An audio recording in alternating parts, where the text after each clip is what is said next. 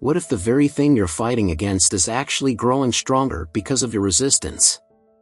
Imagine trying to hold a beach ball underwater. At first, it seems manageable, but the harder you push, the more forcefully it shoots back to the surface. Life's greatest paradox works the same way. The more you resist your struggles, emotions, or circumstances, the more power they seem to gain over you.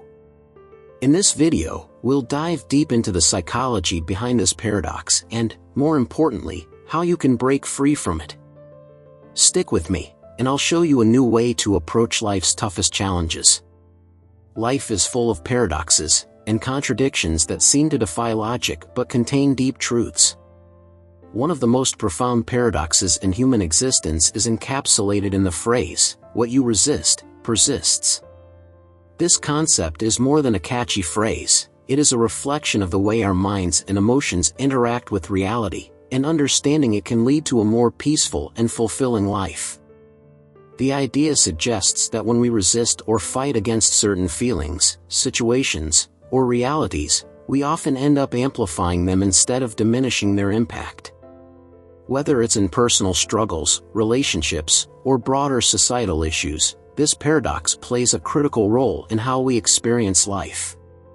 Before diving deeper into the mechanics of why resistance leads to persistence, it's important to explore what resistance means in this context. Resistance is an act of defiance or opposition, an internal push against something we don't want to accept or deal with. In life, we often resist unpleasant emotions, challenging circumstances, or the idea of things not going our way. This resistance can take many forms, from denial and avoidance to anger and frustration. At its core, resistance arises from an unwillingness to face or acknowledge reality as it is. For example, when we experience fear, sadness, or anxiety, our immediate impulse might be to push these feelings away. We often view negative emotions as something to be fought, subdued, or avoided. But the harder we try to suppress these feelings, the more they seem to take hold. The same pattern applies in relationships. When we try to force a partner to change or fix a dynamic through control or resistance, it often backfires, and the issues persist or even escalate. This resistance is not just emotional but cognitive as well. It manifests in the stories we tell ourselves, the justifications we make, and the energy we expend trying to reshape our experiences into something more palatable. But this constant opposition doesn't relieve us of the discomfort, instead, it anchors us more deeply in it. The idea that what you resist persists is deeply rooted in psychological principles. Carl Jung, one of the founding figures of psychology, famously noted, "What you resist not only persists but will grow in size." He recognized that resistance to certain aspects of the self, whether emotions, thoughts, or impulses, tends to give them more power. This phenomenon can be explained by several psychological processes. 1. The amplification effect. One reason resistance leads to persistence is due to the way the brain works. When you try to suppress a thought or feeling, you often end up focusing more attention on it. This is known as the ironic process theory, a concept studied by social psychologist Daniel Wegner. Wegner's research demonstrated that when people try to suppress certain thoughts, those thoughts tend to become more prominent. The classic example is the white bear experiment, where participants were told not to think of a white bear, and as a result, most people could think of little else. This effect applies not only to thoughts but also to emotions. When we resist feelings of anger, fear, or sadness, we often feed them more attention, making them more dominant in our minds. Resistance traps us in a mental loop where the very act of pushing away a feeling forces us to continue engaging with it. 2. Emotional repression and the unconscious mind. Resistance often manifests as emotional repression, pushing unwanted feelings deep into the unconscious mind. However, repressed emotions don't disappear. Instead, they simmer beneath the surface, influencing our behaviors, decisions, and reactions in ways we may not even realize. When emotions are not fully processed, they can lead to anxiety, depression, and even physical symptoms, as the body often stores unresolved emotional tension. For example, someone who refuses to acknowledge their anger may become more irritable or hostile in their everyday interactions. The resistance to feeling angry does not remove the anger, it only forces it into unconscious patterns that persist and shape behavior in unintended ways. Jung believed that the key to healing and growth was integration, allowing ourselves to face and accept the full spectrum of our emotions and experiences, rather than resisting them. In this way, the things we resist become the very things that hold the key to our growth. 3. Control and the illusion of power. Another reason resistance can be so persistent is that it stems from a desire for control. We resist because we want to maintain a sense of power over our circumstances, emotions, and outcomes. However, control is often an illusion, especially when it comes to the complexities of life. The more tightly we try to grip the reins, the more life has a way of pulling us in the opposite direction. Think of relationships, for example. If you resist your partner's imperfections or try to control their behavior, you may notice that your partner becomes more entrenched in the very habits you're trying to change. The desire for control creates tension and distance, which can make the problems you're trying to avoid even more pronounced. Similarly, when we try to control or avoid uncomfortable emotions, we end up expending more energy on resistance than on understanding or resolving the root cause of the emotion. The paradox is that true power lies not in control, but in surrender. When we stop resisting and allow things to unfold as they are, we often find that the emotional or situational intensity lessens on its own. Understanding the persistence of resistance is not just an abstract philosophical idea, it plays out in our everyday lives in countless ways. From small frustrations to major life challenges, we encounter resistance all the time. Here are some common areas where resistance leads to persistence.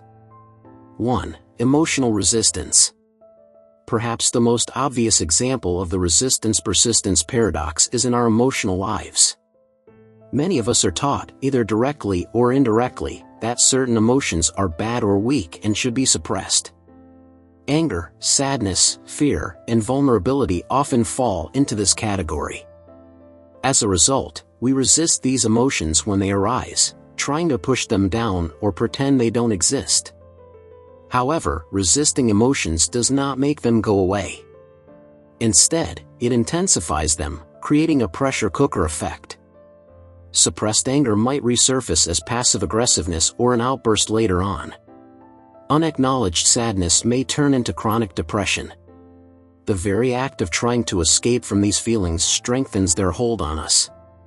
The solution is counterintuitive. Instead of resisting our emotions, we must learn to fully experience and accept them. By allowing ourselves to feel sadness, anger, or fear without judgment, we can move through these emotions and let them pass naturally. Emotions are like waves, they come and go if we don't resist them. But if we try to block them, they become trapped, swelling larger and larger until they demand our attention. 2. Resistance in relationships. The persistence of resistance is also evident in relationships, where trying to change or control others often leads to the exact opposite result. For example, in a romantic relationship, one partner may resist the other's habits, behaviors, or communication style. This resistance might come from a genuine desire to improve the relationship, but the more one partner pushes for change, the more the other partner might resist. This dynamic can create a cycle of tension where both partners become entrenched in their positions. One partner resists the other's attempts at control, leading to more frustration and more resistance. In the end, the original problem persists, and both partners feel stuck. The paradox here is that true change in relationships often comes from acceptance, not resistance. When we stop trying to force our partners to change and instead focus on understanding and accepting them as they are, we create space for genuine growth. Acceptance fosters a sense of safety and trust, which allows people to change at their own pace and in their own way. 3. Resistance to life circumstances. Life is full of unexpected challenges, job losses, illnesses, financial setbacks, and the general unpredictability of existence. When faced with these difficulties, our instinct is often to resist. We might become angry, bitter, or frustrated, wishing things were different. We resist the reality of the situation, holding on to the belief that things should be another way. This resistance can make an already difficult situation worse. By clinging to the idea that life should be different, we trap ourselves in a cycle of frustration and helplessness. We resist the present moment, which keeps us stuck in a state of dissatisfaction. The key to breaking free from this cycle is acceptance. This doesn't mean passively accepting everything that happens without trying to improve your situation. Rather, it means accepting reality as it is, without adding layers of resistance or judgment. When we accept the present moment, no matter how difficult, we free up energy to respond more effectively. Paradoxically, acceptance often leads to solutions, while resistance keeps us stuck. If resistance leads to persistence, then the opposite of resistance, surrender, leads to liberation. Surrender does not mean giving up or resigning yourself to an undesirable fate. Instead, surrender is about letting go of the need to control, resist, or fight against what is. It is about accepting life as it is in the present moment, allowing emotions to flow naturally, and trusting that solutions will emerge when we stop clinging so tightly to the way we think things should be. When it comes to emotions, surrendering means allowing yourself to fully feel whatever arises without resistance or judgment. If you're sad, let yourself cry. If you're angry, acknowledge your anger without trying to suppress it. By surrendering to your emotions, you give them the space to move through you, instead of becoming trapped inside. This process of emotional surrender is not always easy, but it is profoundly healing. When you stop resisting your feelings, they often lose their intensity. Instead of growing larger, they pass through like a storm, clearing the way for greater emotional clarity and peace. In relationships, surrendering means letting go of the need to control or change your partner. It means accepting them as they are, flaws and all. This doesn't mean tolerating unhealthy behavior or allowing yourself to be mistreated. Rather, it means recognizing that you cannot force another person to change and that true connection comes from acceptance, not resistance. When you stop resisting your partner's imperfections and focus on loving them as they are, you may find that the relationship becomes stronger, more authentic, and more fulfilling. Finally, surrendering to life means accepting that you cannot control everything. Life is unpredictable, and things won't always go according to plan. By surrendering to this reality, you free yourself from the constant struggle of trying to bend life to your will. This doesn't mean you stop setting goals or working toward a better future. It simply means that you approach life with a sense of openness and acceptance, allowing things to unfold as they will, trusting that you have the resilience to handle whatever comes.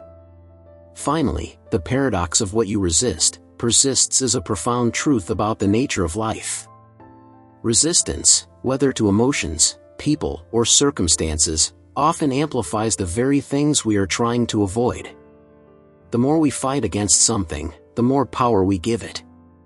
But by surrendering, accepting life as it is, and letting go of the need to control, we can find peace, healing, and growth. The path to freedom lies not in resistance but in acceptance. By embracing this paradox, we can transform our relationship with ourselves, others, and the world around us. If you enjoyed this video, please like and subscribe to the channel for more content like this.